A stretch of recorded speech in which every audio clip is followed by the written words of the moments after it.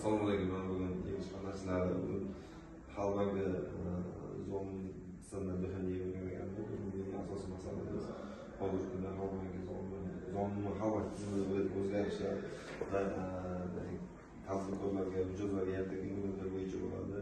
Bugungi kunda Xalq bankida ikki imkoniyatlardan bittasi bilan bugun valyuta hisobida berilgan kreditlarimiz yangi turlar tezkor kredit. Ushbu kredit yillik 12%ni 3 yil muddatga 6 yil imtiyozlar beriladi valyuta hisobida.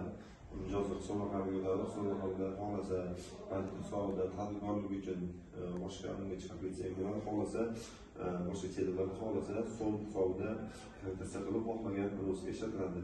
Kredit maqsadsiz qisman lekin soliq o'zi tadbirkorlik yo'nalishiga rivojlantirish kerak.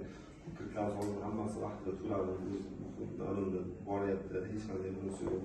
Hozir kreditlarimizda oson bo'ladi. Keyin bitta shunday moliyaviy ko'mak kiritimiz yo'q, ham 24% faqat so'mda beriladi. Ya mijozni tranzit hisob raqamiga, ya'ni asosiy hisob raqamiga tashlab berib, shu hisob raqam orqali mijoz boshqa o'zini tadbirkorlik uchun ishlatsa bo'ladi.